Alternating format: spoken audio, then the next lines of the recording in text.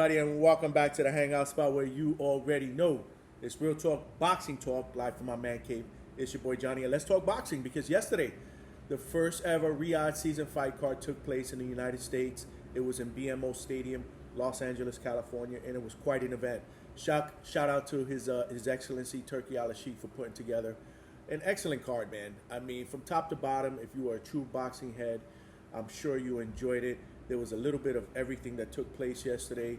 We had some of the expected, we had some of the unexpected, we had some upsets, obviously, and some memorable performances as well. And we'll just get right into it, starting out with the main event. Terrence Bud Crawford making his debut at 154 pounds, junior middleweight, going up against the champion at the time, WBA champion Israel the Dream Madrimov. And it wasn't a great fight. It wasn't the most entertaining fight. Let's just say that. It was more of a chess match. Terrence Bud Crawford wins this one by unanimous decision. And a lot of people after the fight, on social media were debating if it was a draw. Maybe Israel Madrimov did enough to win. I had the fight score 7-5 in favor of Bud. I think Bud, he fought well in spurts.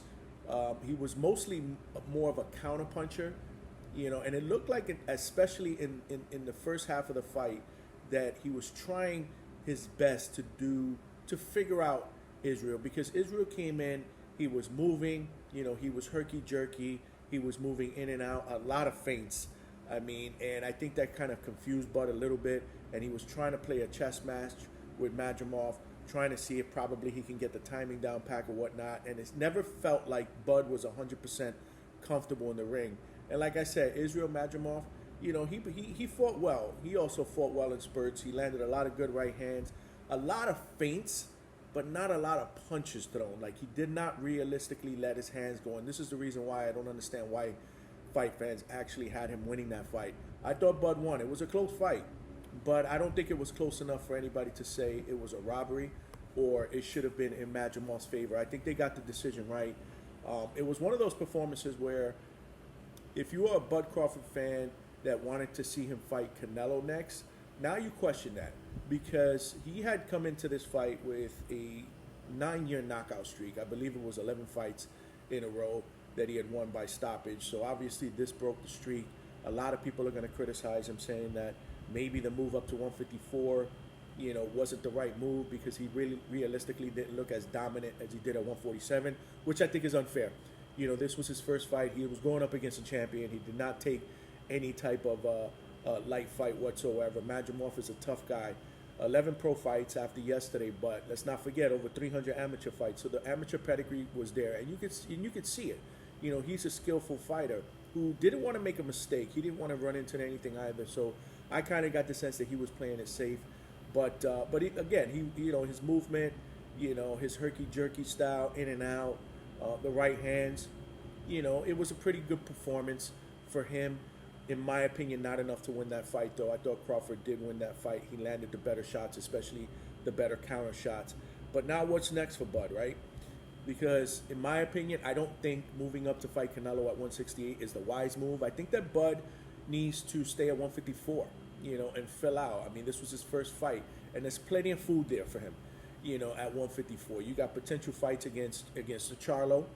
Jamel Charlo is obviously back on the scene, and he's looking obviously to take his crown back as the best 154 pounder.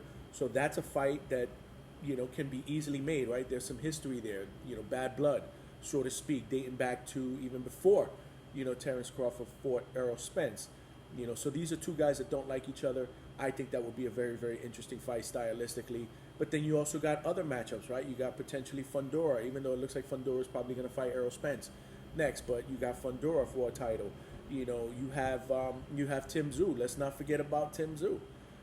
Tim Tszyu is going to get back into that mix as well. In my opinion, I think when he's healthy, he's the best 154 pounder in my opinion. Him and Charlo, in my opinion, are the two best guys at 154. But you got Virgil Ortiz Jr., who's also making his debut at 154 pounds next week. So there, those are guys in the mix. You always got Boots Ennis as well, right? A lot of people wanted to see Boots Ennis against Terrence Crawford at 147. How much longer does Boots stay at 147? Does he make that leap into 154 if he gets that fight with Crawford? So I say that to say that there's plenty of food here in this buffet for Terence Crawford to be able to eat and eat as much as he wants, possibly trying to unify yet another division and make history. So I don't know if I go after Canelo. I think that the wise move for him is to stay at 154 and continue to fill out and get some big fights there. Which takes us to our co-main event, the fight that I personally was looking forward to the most. You had Isaac Pitbull Cruz going up against, defending his 140-pound title, going up against Jose Rayo Valenzuela, an all-Mexican battle. A lot of people were picking Pitbull to win this fight, except yours truly. I said it going in. There was something that I saw in Rayo Valenzuela, the last fight against Chris Colbert, coming off that huge knockout of the year, in my opinion, last year. And, you know, Pitbull is an entertaining fighter. He's a pressure fighter. Comes forward, he's going to throw a lot of power shots.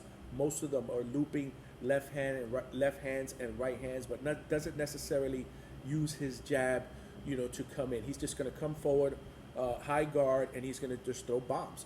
And I think that the perfect style, boxing-wise, is what Rayo Valenzuela displayed yesterday, and I saw that coming. You know, I saw that coming a mile away. Valenzuela's the taller guy, the longer reach. He used his jab. He never really got himself or allowed himself to get in trouble on the ropes. Anytime that Pitbull put the pressure on him and put him on the ropes, he might have landed one shot, and then Rayo was out. And in the meantime, Rayo was just peppering him with the uppercut, with the left uppercut, with the left hand. And I knew that that would be a money punch for Rayo. If he was going to win that fight, I knew that he had to land that uppercut because it was going to be there. Once Pitbull comes in high guard, you can just slip and hit him with the uppercut, and that's exactly what he did on numerous occasions.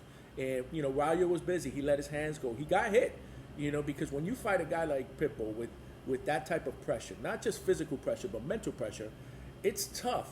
And you're going to get hit in the process. It's all about not getting hit flush and not getting hit on multiple shots. And I think that's what Rayo did a good job of. He was always, you know, either in the line of fire, letting off his shots, and then he was out of range. And that's exactly how you beat a guy like Pitbull, who in my opinion is a very exciting fighter, but a one-trick pony. Although he does that trick very, very well, he's a one-trick pony, and I call that a limited fighter. Rayo, much more tools in his toolbox, and he showed that yesterday. What he did was special, man. He wins a split decision. And personally, I don't think the fight was that close. You know, I had it 8-4 for Rayo. I just think the boxing ability was a little bit too much. Now, Pitbull did land some good shots in the last 2 rounds, which kind of scared me a little bit. I'm like, well, is this performance that Rayo had up to that point, is it all going to get ruined because he's going to hit with a big shot and get knocked out? But he was able to withstand, and he wins a decision, and he is now, you know, the 140-pound title holder. So congratulations to him. He's got the WBA strap, and there's a lot of options at 140 pounds. Teofimo Lopez, you know, is obviously in that division. You got Liam Paro, you got Alberto Puello. So, you know, some really, really good options there. As for Pitbull, there's always going to be opportunity for him. I mean, he's an exciting fighter, a crowd pleaser. People love to see him fight. They love that type of style. Does he go back down or meet Tank in the middle between 135 and 140 and get that rematch? A lot of people are still calling for it. You know, there's still a lot of people that think that Pitbull won yesterday, even though I don't know what they were watching. But I say that to say Pitbull is going to have opportunities because people, again, enjoy seeing him fight. Rayo Valenzuela, I think the sky's the limit for him. He is now being trained by Robert Garcia. I think they did a good job with him. Great game plan. And if he continues to fill out, it looks like he was naturally a 140 coming in. Meanwhile, this was his first fight at 140. So as he fills in, he's a tall, muscular type of guy who can box. As long as he can keep his chin down, Rayo's going to be a major problem at 140. Which takes us to the heavyweight battle. Much anticipated. A lot of people thought that this was going to be the fight of the night, that it would steal the show. In my opinion, I had to kind of pour cold water on my face on numerous occasions to keep me from falling asleep, man. I mean, that fight, in my opinion, between Andy Ruiz and Jarrell Big Baby Miller did not produce fireworks, you know, because like I said, it was putting me to sleep. It really was. I mean, you had two guys, that I thought were going to bang it out. Andy Ruiz came out, he came out to a, very, very good start for Andy Ruiz, but it looked like he gassed out. He gassed out probably around the fourth or fifth round. You can tell. He also got hurt in that fight. I was not aware of that until after the fight. Looks like he broke a bone in his hand. He actually showed, his hand, and there was a big bone popped out, right above the wrist area. So he had to fight through that. But, you got to give Big Baby Miller credit because he came in, the much bigger guy, over 300 pounds at the weigh-in. I mean, he came in, used his jab, did some good body work. It took him a little bit of time, like I said, the first 4 rounds to kind of get acclimated and let his hands go a little bit. And it's not like he realistically let his hands go a lot. Neither guy did. They were just more, throwing 2 or 3 punch combinations, and then they were kind of stepping out. It looked kind of sloppy towards the end because you could tell both of the guys were tired. But this fight ends in a draw, a controversial draw, because many people are going to think, including myself, that Jarrell Big Baby Miller did enough in that fight. Landed the more cleaner shots, especially in the second half of that fight where he kind of took it over and Andy Ruiz faded. And he was also landing a lot of good body shots as well, which you could tell made Andy Ruiz very, very uncomfortable in there. So I had Big Baby Miller winning that fight. It was a draw. Do they decide to do it again? I don't know. Maybe they do, maybe they don't. It really doesn't matter to me because what I saw yesterday is Andy Ruiz. Other than that Anthony Joshua performance, that first Anthony Joshua performance in Madison Square Garden, he just has not been the same fighter that he showed on that particular night. I don't know if it's conditioning. He did come in the heaviest or the second heaviest he's been coming into a fight. I think he weighed in at about 275 pounds, and they're saying that he did that on purpose because they knew Big Baby was going to come in over 300 pounds. But, I mean, I don't know if he should be coming in that heavy. He was coming off a layoff as well, being out of the ring almost 2 years. I don't know, man. I'm just, the skill level and the hand speed is there for Andy Ruiz, but I'm not sure if the whole training regimen and how serious he takes his training is translating to his performances in the ring. Because like I said, other than that fight against Anthony Joshua, the first one, I really haven't been overly impressed with any of his performances after that. But we'll see. We'll see what happens going forward.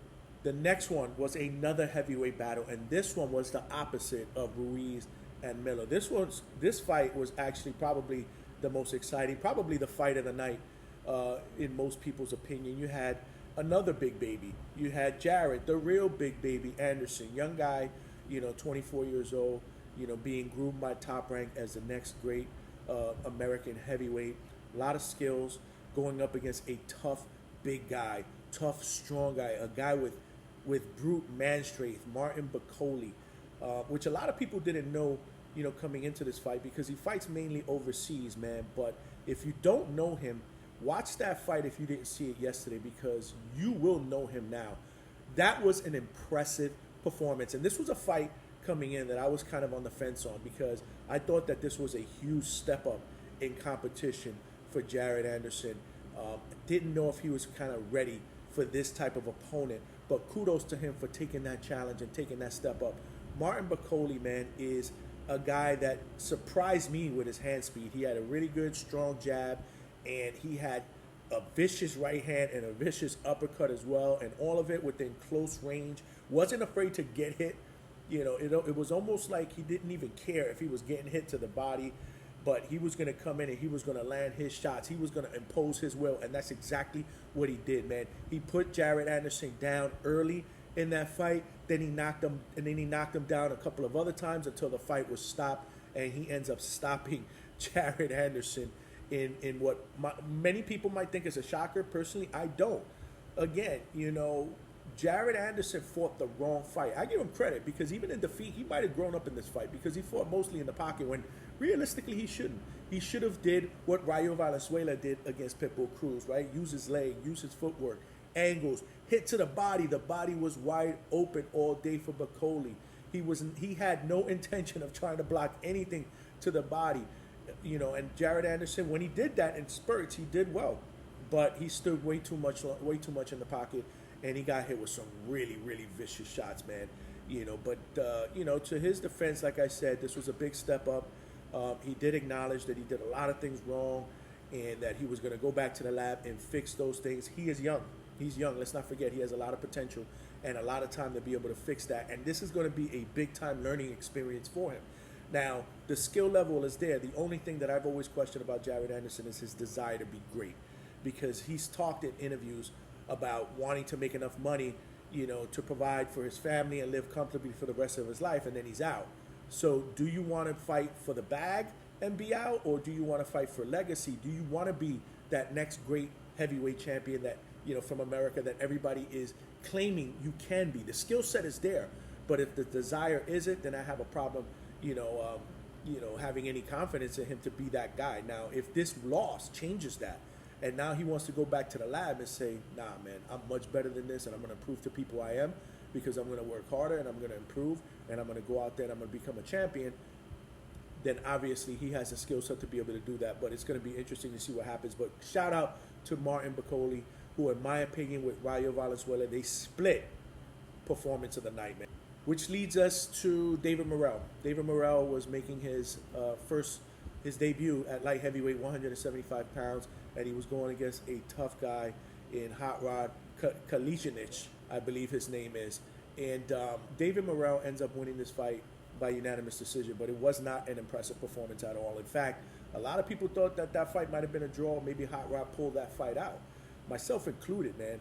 I wasn't impressed with David Morrell at all. I think that David Morrell needs to show some other things, right? We know that he can hit and he can swat with that left hand, but he's got to do a better job of trying to set that shot up, instead of just, basically it was premeditated shots. I think Hot Rod knew when all those big shots were coming. He landed enough punches, supposedly to win that fight, but I wanted him to have a spectacular performance so that we could start talking about him against David Benavidez at 175. Right now, I'd have to edge David Benavidez, because if you rate both of them, in their debut at light heavyweight, David Benavidez was much more impressive. And although a lot of people are crapping on David Benavidez's performance because he didn't knock out Alexander Vadsik, he showed a lot of different things in there. When he couldn't get the knockout, you saw the hand speed.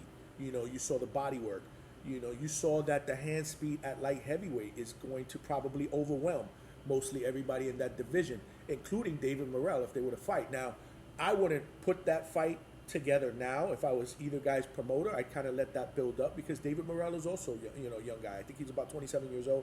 I wouldn't wait too long. But yeah, I mean, again, he won the fight. There's obviously a skill set in there that can't be denied.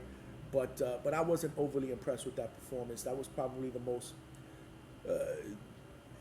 that with the heavyweight fight between, Andy Ruiz and Big Baby Miller were probably the two fights that I was like, whatever.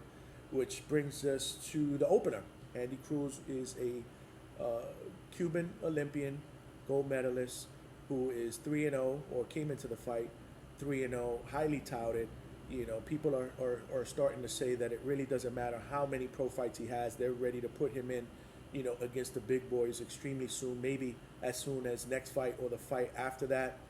And you can see why with his skill set, man. His skill set cannot be denied, man. He's a very, very skillful fighter. Not the most strongest puncher, but realistically, his boxing ability is unquestioned. It's unquestioned. But he was going up against a tough Mexican, Antonio Moran, who I knew would give him some good work. In fact, I was a little nervous.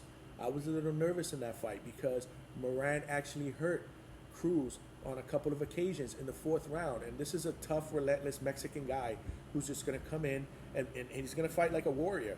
And Andy Cruz, realistically, he got a little careless in there, and he didn't have the type of power at that point, to keep Moran off of him. So I was a little nervous. There was a point in that fight, like around the fifth round, that I thought that maybe Andy Cruz would be upset and Moran would stop him. But you got to give Cruz credit. He recovered, and he ends up stopping Antonio Moran in the seventh round. The same round that Devin Haney ended up stopping Moran in their fight. Cruz wanted to make a statement and stop him before Devin Haney, so he wanted to stop him in the first 6 rounds. But nonetheless, he did what he needed to do. He struck with some precision counterpunching. He hurt Moran, and then he obviously he went after him, like a shark usually goes after their prey. So good performance again, learning He's learning on the fly too. This is just his fourth professional fight.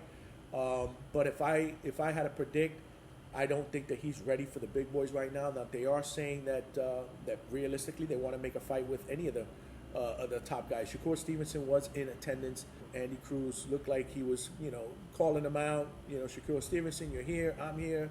What's up? I don't make that fight if I'm Andy Cruz's people. They did talk to Shakur about it briefly during his interview, later on in the fight, and he basically said that Andy Cruz needed to build himself up. That I do agree with. I don't know about how many fights, because Cruz is a lot more polished, coming out of the amateurs than a lot of other fighters at this stage in their career. But I wouldn't put him against, Shakur Stevenson or any of the big names in his next fight. I'd give him another 2 or 3 tough fights with guys like Antonio Moran, and then we could kind of reevaluate from there. But, that was the card in totality. Again, a very, very solid card from top to bottom. Let's not forget we had Eminem, who performed right before the main event, before the Bud Crawford Madrimov main event. And, that was just a typical, basic performance. People are going to love it. They're going to enjoy it. Me personally, I love Eminem, but, I'm a boxing fan. If I want to go see a rap concert, I'll go buy a ticket and I'll go see a concert. So mixing in the two, I mean, I guess the casual fans and some of the newer boxing fans that are coming in are going to enjoy that. I mean, I didn't have a problem with it, but I could have done without it. If I had to be honest, I just wanted to kind of see boxing from start to finish. But it was still, nonetheless, a very, very entertaining night. Shout out to all these promoters that work together. And again, shout out to, Turkey Al-Sheikh, for giving us fight fans these type of cards. Hopefully this is the first of many, many of these type of cards that are stacked from top to bottom. But anyhow, let me know your thoughts in the comment section. Let me know how you thought the event went. How you thought Terrence Crawford did in his debut at 154 pounds. Let me know about the Rayo and Pitbull fight, because I know a lot of you guys have Pitbull. So let me know your thoughts, on that. And again, some of the other fights on the card, it'd be interesting to see what you have to say in the comment section. And as always, you know what I always say. I don't know what you're waiting for, man. If you have not subscribed to the Hangout Spot, make sure you do that now. Pound on that subscribe button. And smash that like button as well, man. It's always good for the visibility of the channel. Lots of cool things coming up in the near future. We got live fights we're going to be attending. We got interviews with some fighters. So you want to make sure you're along for the ride. And as always, you know how we do here. I appreciate the love, appreciate the support. This is your boy Johnny signing out from the Hangout Spot, and I'll talk to everybody soon.